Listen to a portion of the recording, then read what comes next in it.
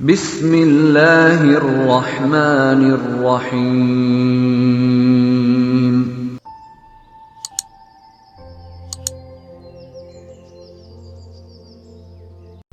بسم اللہ الرحمن الرحیم۔ السلام علیکم دوستو، سب سے پہلے تو آپ لوگوں کو ہمارے دونوں بھائیوں کی طرف سے السلام علیکم۔ انفارمیٹکس اور اصلاح چینل کی طرف سے میں ہوں لیاقت علی خان۔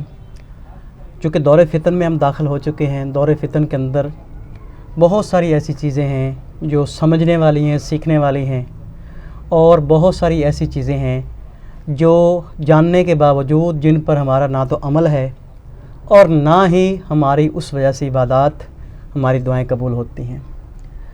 اب یہاں پہ ایک بہت ہی اہم حدیث کا مفہوم جو دور فتن کے حوالے سے آپ صلی اللہ علیہ وسلم نے فرمایا کہ جب فتنوں کا دور ہوگا، قحط اور ہر طرف جو ہے افراتفری ہوگی، تو اس وقت خوراک کی وجہ سے مطلب کہ یہ حالت ہوگی کہ لوگ ایک ایک نوالے کے لیے ہوں گے۔ تو اس وقت حضرت عائشہ صدیقہ نے پوچھا کہ یا رسول اللہ، اس وقت پھر آپ لوگ کیسے زندہ رہیں گے؟ تو آپ نے فرمایا کہ لوگ اس وقت تسبیحات پڑھتے رہیں گے، تو وہ تسبیحات ہی ان کے لیے خوراک بن جائیں گی۔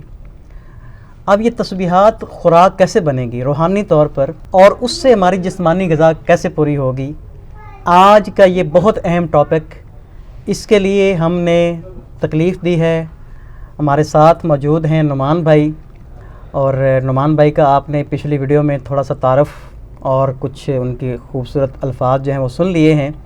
السلام علیکم نعمان بھائی۔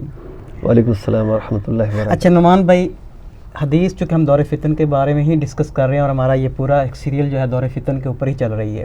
اینڈ آف ٹائم میں تو ہم داخل ہو چکے ہیں، اور بہت ساری ایسی چیزیں جو ہم اپنی فزیکلی دیکھ رہے ہیں۔ اچھا، اس میں حدیث کا مفہوم چونکہ پراپر میرے ذہن میں اس وقت نہیں تھی، لیکن میں نے مفہوم کے طور پہ بتا دیا، اور یہ دور فتن کے اندر کس طریقہ سے ہمارے لیے روحانی غذا کے طور پہ ہوں گی، کیونکہ ظاہر جسمانی غذا جو ہے وہ تو جسمانی چیزوں سے پوری ہوتی ہے۔ تو اللہ کے رسول صلی اللہ علیہ وسلم نے ہمیں یہ بیان فرمایا کہ اس وقت آپ کی تسبیحات ہی آپ کی جو ہے غذا کے طور پہ کام آئیں گی۔ تو وہ کیسے کام آئیں گی؟ اعوذ باللہ السمیع العلیم من الشیطان الرجیم من حمزہ ونفخہ ونفثہ، بسم اللہ الرحمن الرحیم، رب اشرح لی صدری ویسر لی امری واحلل عقدۃ من لسانی یفقہوا قولی۔ وعلیکم السلام ورحمۃ اللہ وبرکاتہ۔ اچھا، تسبیحات کے ساتھ ہمیں ذکر جو ملتا ہے وہ قرآن کا بھی ملتا ہے ذکر، اور ایک اور روایت میں ملتا ہے کہ قرب قیامت قرآن لوگوں کے حلق سے نیچے نہیں اترے گا۔ تو اب اس چیز کو سمجھنے کی ضرورت ہے کہ حلق سے نیچے اترنے سے کیا مراد ہے۔ اب دیکھیں، حلق سے اوپر تو ہمارے پاس صرف زبان ہے نا، جی جی۔ تو ہم اگر تسبیحات کر رہے ہیں اور قرآن پڑھ رہے ہیں اور وہ خالی زبان کی حد تک ہے، اور ہم اس کو نیچے ہمارے دل میں نہیں اتر رہا، تو اس کا مطلب ہے کہ وہ ہمیں کفایت نہیں کریں گے۔ صحیح۔ اب انسان کا جو جسم ہے، یہ جسم کے ساتھ یہ کمپوز کرتا ہے روح کے اوپر بھی، جو کہ ہم مسلمانوں کا یہ ماننا ہے کہ انسان کے جسم کے اندر ایک روح ہے، بے شک، روح ایک امر ربی ہے، بے شک، ٹھیک ہے۔ اور روح کی غذا اللہ تعالیٰ نے، چونکہ یہ آسمان سے آئی ہے تو اس کی غذا بھی اللہ تعالیٰ نے آسمانوں سے ہی بھجوائی ہے۔ اور زمین جو ہے یہ پانی اور مٹی، ہمارا جسم جو پانی اور مٹی سے بنا ہے، تو اس کی خوراک بھی پانی اور مٹی سے آتی ہے۔ تو اب مسئلہ ادھر سمجھنے کا یہ ہے کہ جب دو چیزوں، ہمارا جسم اس وقت دو چیزوں کا امتزاج ہے۔ جی بالکل، پھر جسمانی اور روحانی دو چیزیں ملتی ہیں تو تب جا کے انسان کی تشکیل مکمل ہوتی ہے۔ جی، اور ہماری روح کو بھی غذا چاہیے، بالکل، اور ہمارے جسم کو بھی غذا چاہیے۔ جب تک یہ دونوں چیزوں کو اس کی پراپر غذا نہیں ملے گی تو وہ انسان کا جسم جو ہے وہ تو پلتا رہے گا، لیکن روحانی جو ہے وہ غذا نہیں ہوگی۔ یہ آپ کہنا چاہ رہے ہیں نا؟ اگر جسم کو آپ غذا نہیں دیں گے تو جسم جسمانی بیماریوں کا شکار ہو جائے گا، کمزور ہو جائے گا۔ صحیح ہو گیا۔ اور روح کو اگر غذا نہیں دیں گے تو روح روحانی بیماریوں کا شکار ہو جائے گی اور کمزور ہو جائے گی۔ بالکل صحیح ہے۔ تو جو ہم روح کو غذا دیں گے، ہمارے اندر جو قرین ہے وہ کمزور ہوتا چلا جائے گا۔ صحیح صحیح صحیح، ٹھیک ہے۔ جیسے کہ عبداللہ بن مسعود علم سے یہ روایت ملتی ہے کہ انہوں نے اپنے قرین کو دیکھا انہی کی شکل میں، تو انتہائی کمزور، تو انہوں نے پوچھا کہ تم کون ہو؟ انہوں نے کہا میں آپ کا قرین ہوں۔ انہوں نے کہا تم اتنے کمزور کیسے ہو گئے؟ انہوں نے کہا آپ کے اعمال نے مجھے اتنا کمزور کر دیا۔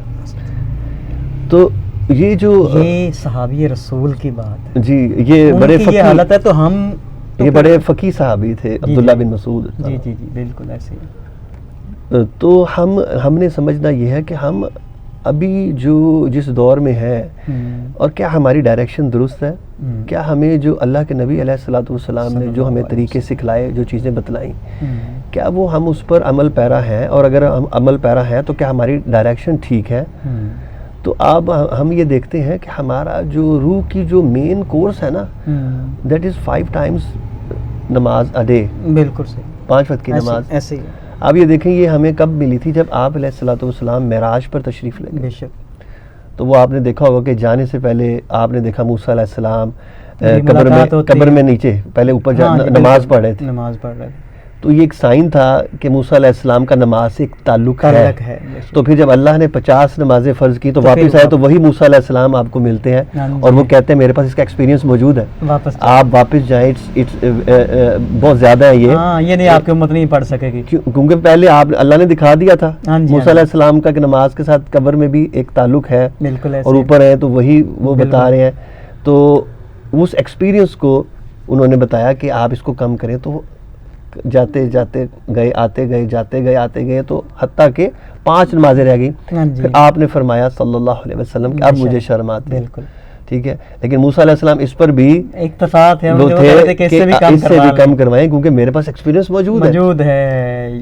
ٹھیک ہے, تو یہ وہ غذا ہے ہمیں, یہ مین کورس ہے ہمارا. جیسے ہماری باڈی کا ایک مین کورس ہوتا ہے, پھر فوڈ سپلیمنٹس ہوتے ہیں, یہ اصل ہے, یہ مین ہے. اچھا, فوڈ سپلیمنٹس جو ہیں وہ تسبیحات ہیں. وہ دیکھیں ہم جب مین کورس نہیں لیتے, ہم فوڈ سپلیمنٹ لیتے ہیں تو ڈاکٹرز ہمیں کہتے ہیں یہ آپ پر اثر نہیں کریں گے, آپ کو نقصان دیں گے. مین کورس نہیں لیں, کھانے کے بعد آپ نے یہ دوائی کھانی ہے, خالی پیٹ نہیں کھانی, یا ملٹی وائٹامنز ہیں تو آپ نے کھانے کے بعد لینے. اس کو فوڈ سپلیمنٹ کہا جاتا ہے کہ فوڈ کے بعد کے یہ سارے میڈیسن. بالکل سمجھ آ گئی. ٹھیک ہے, اب یہ جو ہم نماز کے بعد پڑھتے ہیں سبحان اللہ, الحمدللہ, اللہ اکبر, یہ نماز کے بعد ہے, یہ ہمارے روح کے وہ سپلیمنٹس ہیں. ٹھیک ہے, یہ سپلیمنٹس جیسے ہمیں نماز آسمانوں سے ملی تھی, یہ سپلیمنٹس بھی ہمیں آسمانوں سے ہی ملے تھے. جب ابراہیم علیہ السلام سے ملاقات ہوئی, نبی علیہ السلام کی 2 خلیلان اللہ کے پیغمبر, جب ان کی آپس میں کنورسیشن ہوئی تو یہ ایک میسیج ہے جو ادھر سے ادھر آیا ہمارے پاس. بالکل ظاہر ہے کہ ایک تو پھر ظاہر ہے کہ اولاد انہی نسل میں سے, حضرت ابراہیم علیہ السلام کی نسل میں سے, ان کی دعا کا صدقہ. اور ہم یہ دیکھتے ہیں کہ ابراہیم علیہ السلام یہ کہتے ہیں کہ جنت ایک چٹیل میدان ہے. سبحان اللہ. تو سب سے پہلے تو انہوں نے ہمیں, آپ نے کہا کہ اپنی امت کو میرا سلام دیجیے گا. سبحان اللہ. تو ایک تو سلام آیا وہاں سے. بے شک. ٹھیک ہے, وعلیکم السلام ورحمۃ اللہ. ہم ابراہیم علیہ السلام کو وعلیکم السلام کہہ رہے ہیں کیونکہ انہوں نے ہمیں سلام بھیجا. بے شک بے شک. تو اس امت کی قسمت دیکھیں کہ اس کو اللہ کے خلیل اس کو سلام بھیجوا رہے ہیں, ساتھ ایک میسیج بھیج رہے ہیں کہ یہ تسبیح پکڑیں. میسیج میں انہوں نے کہا امت سے کہیں سبحان اللہ, الحمدللہ, اللہ اکبر, لا الہ الا اللہ. ایک روایت میں لا حول ولا قوت الا باللہ کے الفاظ بھی ملتے ہیں. جی جی. ٹھیک ہے, تو یہ آپ امت کو کہیں کہ اس کا ورد کیا کرے. یہ جو چٹیل میدان ہے نا, یہ اس کی کھیتی ہے جنت کی, اور اس میں یہ جو ہے یہ تسبیحات ہے. اچھا, اب چونکہ ہمارا ایک ایجوکیشن سسٹم, ہم بچپن سے رٹے کے قائل ہیں, ہم رٹا لگاتے ہیں. تو چونکہ ہمارا بچپن سے ایجوکیشن سسٹم ایک رٹے والا ہے, جی, ہم رٹا لگاتے ہیں, ہم اس کو سمجھتے نہیں ہیں کیونکہ یہ ہم اس کی گہرائی میں نہیں جاتے. بالکل ایسے. تو یہ ہمارا جو ایجوکیشن سسٹم ہے نا, ہمارے دین میں بھی ہماری رکاوٹ بن گیا. ایسے چونکہ وہ عرب تھے, زبان دان تھے, ان کو ہر چیز کے ان کی زبان میں قرآن اترا. ٹھیک ہے, وہ اجمیوں کو گونگے کہتے تھے. ہاں, کیونکہ ہمیں تو ان کے معنی کا نہیں پتہ چلتا. وہ بہت سی چیزیں قرآن میں تو معذوف ہو جاتی ہیں, وہ ان کے لیے وہ انڈرسٹوڈ ہوتی ہیں. ہمیں اس کے ترجمے اور تشریحات اور تفسیر پڑھنی پڑتی ہے اس کے مطلب کو سمجھنے, اصل مفہوم کو سمجھنے کے لیے. تو یہ بالکل بنیادی باتیں ہیں. سبحان اللہ, الحمدللہ, اللہ اکبر, لا الہ الا اللہ, لا حول ولا قوت الا باللہ. آج کے ہم اس ایپیسوڈ میں ہم کوشش کریں گے ہم ان کو سمجھیں. ٹھیک ہے, یعنی کہ آپ کہہ رہے کہ یہ وہ تسبیحات ہیں جو اللہ کے رسول صلی اللہ علیہ وسلم نے فرمایا تھا کہ اگر ہم اس کو صحیح طریقے سے سمجھ کے پڑھیں گے تو یہی ہمارے جسم کی خوراک بن جائے گی انشاءاللہ. مجھے بڑی امید ہے. اب انشاءاللہ تعالی ناظرین, نعمان بھائی اس کی ڈیپتھ ہمیں بتائیں گے کہ وہ کیسے خوراک بنے گی. اس کی وجوہات کیا ہوں گی. یہ وہ تسبیحات ہیں جو ہمارے اندر روح کے اندر اتریں گی تو پھر جا کے تسبیحات جو ہے وہ فوڈ سپلیمنٹ کے طور پہ کام آئیں گی. کیسے آئیں گی نعمان بھائی؟ ایک تو یہ کہ ہم نے، کیونکہ ایک اور روایت میں ملتا ہے، آپ علیہ الصلوۃ والسلام سے پوچھا تھا صحابہ نے کہ جب دجال آئے گا تو ٹائم ایک سال کا ایک دن ہو جائے گا، ہم نمازیں کیسے پڑھیں گے؟ آپ نے کہا تھا اندازوں کے ساتھ پڑھنی ہے. تو گویا کہ نمازیں تو آپ نے اس وقت بھی پڑھنی ہے، تو یہ ہے آپ کا مین کورس. ٹھیک ہے. اور یہ جو تسبیحات ہیں اور قرآن کا ذکر بھی ملتا ہے، تو ہم تسبیحات کو سمجھیں گے تو ہم قرآن کو بھی سمجھیں گے. اگر ہم سبحان اللہ کو ہی نہ سمجھ سکے تو ہم الحمدللہ رب العالمین کو کیسے سمجھیں گے؟ صحیح یار. اگر ہم سبحان اللہ کو ہی نہ سمجھیں جی تو ہم الحمدللہ رب العالمین کو کیسے سمجھیں گے؟ بالکل ایسے. تو ہم نے دیکھنا یہ ہے کہ نبی علیہ الصلوۃ والسلام نے اس کے پریکٹیکل ڈپلائمنٹ ہمیں کیسے کر کے دکھائی ہے سبحان اللہ کی. سب سے پہلے تو اس کا مطلب یہ ہے، سبحان اللہ کا جو مطلب ہے تنقیص کے ساتھ جتنی تعریفات ہیں نوٹ کے ساتھ، وہ بلانگس ٹو اللہ سبحانہ و تعالیٰ. بے شک پاک ہے نا، مطلب کہ اس کے بعد کسی چیز کی اور کی ضرورت. اللہ پاک ہے بھوک سے، اولاد سے، ماں باپ سے، اس کو اونگ نہیں آتی، نیند نہیں آتی، تھکاوٹ سے پاک ہے، نہیں ہوتی، اس کو اللہ بوڑھے نہیں ہوتے، اس کو کسی قسم کے کام کے لیے حاجت نہیں ہے، موت نہیں آتی اللہ کو. بے شک. ٹھیک ہے. تو زندہ جاوید ہے، بے شک ہر چیز پہ قادر ہے. تو نوٹ کے ساتھ جتنی بھی تعریفات ہیں وہ ساری سبحان کے اندر آتی ہیں. سبحان کے اندر. اچھا، ہم نے یہ دیکھنا ہے کہ ہمارے پیارے نبی علیہ الصلوۃ والسلام نے سبحان اللہ کی ہمیں پریکٹیکل ڈپلائمنٹ کہاں پہ سکھائی ہے. ٹھیک ہے. اس سے ہمیں مطلب واضح ہو جائے گا کہ اس کا مطلب ہم نے اپنی عام زندگی میں کیسے لینا ہے، اپنی باڈی کو اس پہ کیسے چینلائز کرنا ہے. ٹھیک ہے. جب امام نماز پڑھاتا ہے تو اگر ہم پیچھے کھڑے ہم نے لقمہ دینا ہے تو ہم کہتے ہیں سبحان اللہ. اگر امام نے غلطی کر دی ہے بالکل ایسے. اس کا مطلب یہ ہے کہ اللہ تعالیٰ غلطی سے پاک ہے. اچھا، لقمہ دینے کا مقصد یہ ہے کہ اس کو بتائیں کہ آپ سے غلطی ہوئی، اللہ تعالیٰ غلطی سے پاک. صرف اللہ غلطی سے پاک ہے، انسان جو ہے وہ خطا کا پتلا ہے. تو اس سے ہم کہتے ہیں سبحان اللہ.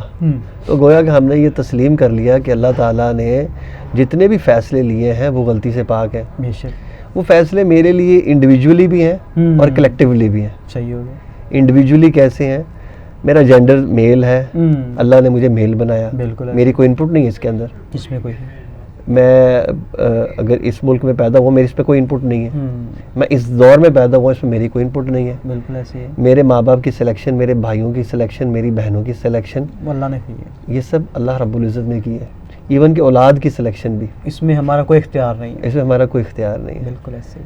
تو یہ جتنی سلیکشن ہمیں اللہ رب العزت نے ہمارے لیے کی ہے، اس میں اللہ تعالیٰ غلطی سے پاک ہے. بے شک. ہم جب تک اللہ کے فیصلوں کو دل سے تسلیم نہیں کریں گے، ان کا خیر مقدم نہیں کریں گے، ہم سبحان اللہ کی فریکوینسی کو نہیں پہنچ سکتے. اس ورد کی ہمیں وہ افادیت حاصل نہیں ہو سکتی جب تک کہ ہم اللہ تعالیٰ کو غلطی سے پاک تسلیم نہیں کر لیں گے. آپ کے کہنے کا مطلب یہ ہے کہ وہ جو غذا کے طور پہ یہ روحانی تسبیحات ہوں گی، بیسیکلی یہ پریکٹیکل چیزوں کا نام ہے. ہم نے اس کو اپنی لائف میں پریکٹیکلی ڈالنا ہے. پریکٹیکلی ہم ڈالیں گے، اس کے بعد اس کی تسبیح بیان کریں گے، پھر زبان اور دل دونوں کا کنیکشن آپس میں ایک پیج پہ آ جائیں گے. ٹھیک ہو گیا. جب آپ کی زبان سبحان اللہ بول رہی ہے اور دل آپ کا تسلیم ہی نہیں کر رہا، اللہ کے فیصلوں کو تسلیم ہی نہیں کر رہا، تو پھر تو یہ حلق سے نیچے نہیں نا اترے گا. یہ حلق سے نیچے اترے گا تو غذا بنے گا نا. دیکھیں، یعنی کہ وہی بات ہے کہ یہاں سے جب دل تک اس کا لنک نہیں آ رہا، بیچ میں رکاوٹیں ہیں اور وہ ہرڈل جو ہیں وہ ساری کے ساری ہم نے پیدا کی ہیں. صحیح. ٹھیک ہے. وہ ایکچوئل میں ہم اصل میں نا ہمارے ایجوکیشن سسٹم ایسا ہے کہ بچپن سے ہم نے رٹا لگایا، بس وہی بات ہے. ہم اس کی روح تک پہنچے نہیں ہیں. علم کی اس کی جو ایسنس ہے نا وہ ہم نے نہیں لیا. ہم نے وہ اگر بچپن میں پڑھا تو رٹا لگا کے، اب اس کا بھی ہم نے رٹا لگا لیا، یہ رٹا لگا لیا، یہ شارٹ کٹ ڈھونڈ لیا. اب ہم یہ دیکھیں نا، یہ ہمارا جو مین کورس ہے نماز، اس کے بعد یہ تسبیحات ہیں. یہ سپلیمنٹس ہیں، فوڈ سپلیمنٹ. اگر ہم ایک بندہ بت کے سامنے کھڑا ہو کے جتنا مرضی لا الہ الا اللہ کا ورد کرے، اس کو کوئی فائدہ نہیں ہوگا. ایسے ہی فائدہ اس وقت ہوگا جب لا الہ الا اللہ کی روح تک پہنچے گا. سبحان اللہ کا فائدہ تب ہوگا جب اس کا ایسنس آپ کو ملے گا کہ اللہ غلطی نہیں کرتا. اللہ نے جو ڈیسیجن میرے لیے کیے ہیں اور یہی چیز حضرت یونس علیہ السلام نے کہی تھی مچھلی کے پیٹ میں کہ لا الہ الا انت سبحانک، اللہ آپ سبحان ہے، بے شک، آپ غلطی سے پاک ہیں، بے شک، بے شک، انی کنت من الظالمین، یہ جو کچھ میرے ساتھ ہوا ہے ہماری اپنی غلطی، ہماری اپنی غلطیوں کی وجہ سے ہوا ہے، صحیح، اللہ غلطی نہیں کرتا، بے شک، بے ٹھیک ہے شک، نا. تو یہ انبیاء نے اس کی پریکٹیکل ڈپلائمنٹ کر کے ہمیں دکھا دی، اور ہم ہر نماز کے بعد بھی اس کو پڑھتے ہیں. اور جیسا کہ اس میں ہم نے پیچھے ذکر کیا کہ ابراہیم علیہ السلام نے آپ علیہ السلام کو یہ اپنی مشورہ دیا ہے، اپنی امت کو کہیں کہ اس کی تسبیح کیا کریں. تو یہ وہ تسبیح ہے جو آسمانوں سے آپ کے لیے آئی ہے. بے شک. تو ہم نے اس کو صرف رٹے کے طور پر اس کو زبان سے ادا کر رہے ہیں لیکن دل کے ساتھ کنیکشن ہی نہیں ہے، تو اس کا اثر کیا ہونا ہے؟ اس کا اثر کیا ہونا ہے؟ تو ہمارے جتنے ویورز ہیں میں ان سے یہ درخواست کرتا ہوں کہ اگر آپ اس تسبیح کا ورد کر رہے ہیں تو اس کو تسلیم کریں. اللہ نے جو فیصلے آپ کے لیے لیے ہیں ان فیصلوں کو من و عن تسلیم کریں خوش دلی کے ساتھ، خوش دلی سے، ٹھیک ہے. پھر آپ کو اللہ کے فیصلوں پر اعتماد ہونا شروع ہو جائے گا. اس میں اللہ کی کیا حکمتیں ہیں آپ کسی کو نہیں جانتا. اللہ کا علم انفائنائٹ ہے، بے شک، تو ہم اس علم کو تو نہیں پہنچ سکتے. تو اس لیے ہمیں اس پر اعتبار کرنا چاہیے، اس پر بھروسہ کرنا چاہیے، اعتماد کرنا چاہیے. اللہ نے جو ڈیسیژن ہمارے لیے لیے ہیں وہ ہمارے حق میں بہترین ہے. اچھا، آپ کی اسی بات سے نا مجھے ایک بہت عرصہ پہلے، تقریباً 20-25 سال پہلے میں نے ایک حدیث پڑھی تھی کسی بک میں. ایک صحابی رسول کی تسبیحات ان کی زندگی کا حصہ بن گیا، اور وہ تسبیحات سے ہی ان کو غذا ملتی تھی. مطلب انہوں نے کھانا پینا چھوڑ دیا، ہر وقت تسبیح کرتے رہتے تھے. تو صحابہ کرام نے پھر ایک دفعہ کہا کہ آپ کھانا، ایک دن ایسا ہوا کہ انہوں نے کھانا چھوڑ دیا تو وہ کمزور ہونا شروع ہو گئے. تو میں حیران ہو گیا. آج مطلب کہ وہ اندازہ ہو رہا ہے کہ وہ تسبیحات کیا تھیں، وہ تھی وہ اصل غذا، وہ لنک تھا ان کا. ان کی تو خیر کہ ماشاءاللہ کیا لائف تھی. یہ دیکھیں نا، قرآن غذا بن جائے گا، یہ تسبیحات غذا بن جائیں گی. آپ دیکھیں 40 دن حضرت عثمان کے گھر کا محاصرہ کیے رکھا. بے شک، وہ قرآن پڑھ کے گزارا کرتے رہے تھے. پڑھ کے گزارا کرتے، ٹھیک ہے نا. ہمارے تیسرے خلیفہ راشد اس کے بعد نکلے ہی نہیں باہر. وہ قرآن کا نسخہ آج بھی وہ میوزیم میں پڑا ہے ترکی کے، وہاں پر وہ خون کے چھینٹے بھی موجود ہیں. تو ان کا پانی بند کر دیا. لیکن وہ تسبیحات کی بنیاد پہ بیٹھے. جس کنویں کو انہوں نے خرید کر دیا تھا اسی کنویں کا پانی ان کے لیے بند کر دیا گیا. ہر چیز ان کے لیے بند کر دی گئی، محاصرہ کر دیا گیا، لیکن وہ قرآن پڑھ کر گزارا کرتے رہے. یہ اس کی پریکٹیکل ایگزامپل ہے ہمارے لیے، ایک بہت بڑی مثال ہے. بہت بڑی مثال ہے.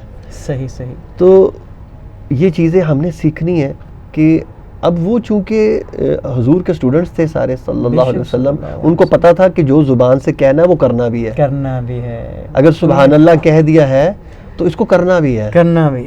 تو یہ پہلا رشتہ سبحان اللہ ہمارے مالک کے ساتھ اعتماد کا رشتہ بن جائے گا. ہمیں بھروسہ ہو جائے گا کہ اللہ نے جو فیصلے کیے ہیں ہمارے لیے وہ بالکل درست کیے ہیں. ٹھیک ہو گیا. اس کے بعد دوسرا ہم ذکر دیکھتے ہیں الحمدللہ کا.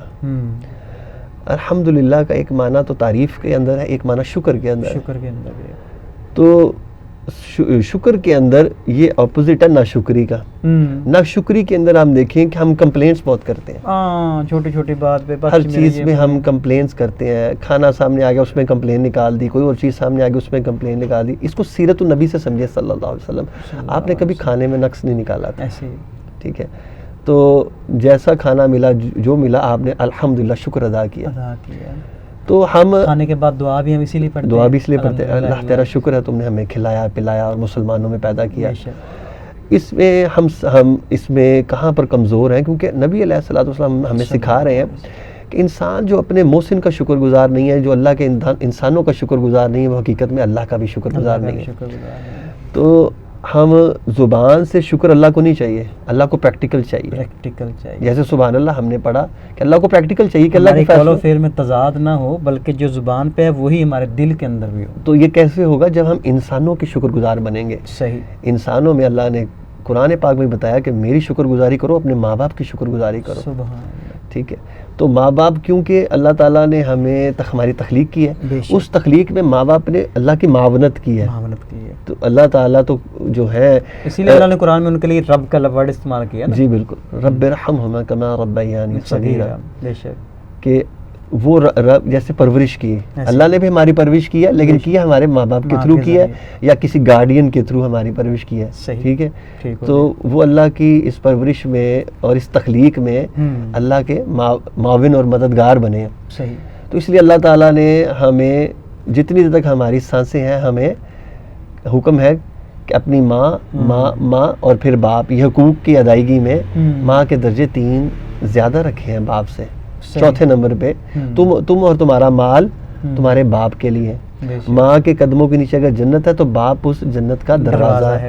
ٹھیک ہے. تو یہ پیرنٹس کا ایک بہت بڑا رول ہے ہماری زندگی میں. تو اگر ہم ان کے شکر گزار نہیں ہیں تو ہم الحمدللہ کی اس تسبیح سے ہم جتنی دفعہ مرضی کریں اس کا ہمیں کوئی فائدہ نہیں ہونے لگا. بالکل. کیونکہ اللہ تعالیٰ یہ بتا رہے ہیں کہ تم شکر گزاری کرنی ہے تو ماں باپ کی کرو، اور شکر گزاری کرنی ہے تو اپنے محسن کی کرو. ماں باپ سے بڑا محسن کوئی بھی نہیں. آپ کے امیڈیٹ. اب ماں باپ کا جو کردار ہے یہ تو ہو گیا نا، ماں باپ کا ہم شکر گزار ہیں. ماں باپ کے اوپر بھی شکر گزاری ہے ان کے بچوں کے لیے کہ ان کو دین اسلام کی تعلیمات دے. بالکل. یہ ان کی شکر، کیونکہ شکر گزاری تبھی پوری ہوگی. شکر یہ ہے کہ آپ کو جو نعمت ملی ہے جس مقصد کے لیے کھلائے. دیکھیں شکر یہ ہے کہ آپ کو جو نعمت جس مقصد کے لیے اللہ نے دی ہے اس کو اسی طرف استعمال کرنا ہے. صحیح صحیح. ٹھیک ہے. تو 2 نعمتیں حضور نے فرمایا صلی اللہ علیہ وسلم، الصحہ والفراغہ، کہ صحت اور فراغت کا انسان کو اس کی اس نعمتوں کی قدر نہیں ہے. اگر آپ کے پاس صحت ہوگی اور فراغت ہوگی، دیکھیں آپ کس لیے پیدا کیے گئے ہیں، وما خلقت الجن والانس الا لیعبدون. صحت اور فراغت ہوگی تو آپ اللہ کی عبادت کر سکیں گے. عبادت یہ نہیں کہ آپ نے نماز پڑھتے رہنا ہے، اپنے بچوں کو اپنا صدقہ جاریہ بنانے کے لیے ان کی ٹریننگ کرنا بھی عبادت ہے. بے شک بے شک. رزق حلال کما کے ان کے منہ میں ڈالنا، لقمہ حلال ڈالنا بھی عبادت ہے. بالکل. یہ معاملات ہیں نا آپ کے. ٹھیک ہے. تو اسی طرح سے حقوق العباد کی ادائیگی یہ بھی عبادت ہے. عبادت ہے. حقوق اللہ کی ادائیگی یہ بھی عبادات میں سے ہے. تو اللہ تعالیٰ نے ہمیں 24/7 دیکھیں اللہ تعالیٰ نے ساری مخلوقات کو پیدا کیا ہے انسان کے لیے، انسان کو پیدا کیا اپنے لیے. ٹھیک ہے. اب دیکھیں جتنے چرند پرند ہیں، چوپائے ہیں، پرندے ہیں، یہ کھانے کے سامنے نا ان کا منہ جھک جاتا ہے آٹومیٹیکلی. پانی کے سامنے، کھانے کے سامنے یہ جھک جاتا ہے. انسان کا جو ہے نا ہاتھ دیے ہیں، یہ اس کے کھانا اور پینا اس کے منہ تک آتا ہے، یہ بالکل سٹریٹ رہتا ہے کھاتے پیتے وقت. اسی وقت جھکتا ہے جب اللہ کے لیے اس نے جھکنا ہے اللہ. تو اللہ تعالیٰ نے یہ جتنے چرند پرند بنائے یہ انسان کے لیے بنائے ہیں، ضرورت کے لیے. ٹھیک ہے. اور یہ سارے کے سارے اپنے فوڈ اور واٹر کے آگے یہ جھکے ہوئے ہیں. انسان جو ہے یہ جھکا ہوا اپنے رب کے لیے، لیکن انسان اللہ کی اس تخلیق کو سمجھ نہیں رہا. تو اتنی نعمتیں اللہ تعالیٰ نے دی ہیں کہ انسان اس کو کاؤنٹ نہیں کر سکتا. اللہ نے کہا تم اس کو شمار نہیں کر سکتے، اتنے احسانات اللہ نے انسان کے اوپر کیے ہیں. بس ہم شکر ادا کر سکتے ہیں اور اللہ کی نعمتوں کا. اور جب ہم اس کو مان لیں گے کہ اللہ تعالیٰ کی مجھ پر بے حد و حساب احسانات ہیں تو میں ان کا بدلہ تو چکا ہی نہیں سکتا، تو اس لیے انسان پھر بے اختیار کہے گا الحمدللہ اللہ تیرا شکر ہے. اللہ تیرا شکر. اور اللہ کا شکر اس وقت ادا ہوگا جب اللہ کے بندوں کا شکر ادا ہوگا. صحیح بات. اور بندوں کی شکر کی ادائیگی سب سے اس کا اولین جو اس کا زینہ ہے وہ ادب اور عزت ہے. بالکل. آپ ادب اور عزت جب تک آپ کے دل میں کسی کی ہے تو پھر ہی آپ اس کے لیے اس کا احسان آپ مان رہے ہیں، اس کے شکر گزار ہیں. اگر آپ کے دل میں کسی کے لیے ادب اور عزت نہیں ہے تو پھر آپ زبان سے جتنا مرضی تھینک یو کہیں، پھر زبان اور دل ایک پیج پر نہیں ہے. صحیح صحیح صحیح. اچھا یہاں پہ ایک چیز اور بھی میں ایڈ کرنا چاہ رہا ہوں، بلکہ آپ سے پوچھنا چاہ رہا ہوں. ہم نے پچھلی ویڈیو میں ڈوپامین کا ذکر کیا تھا.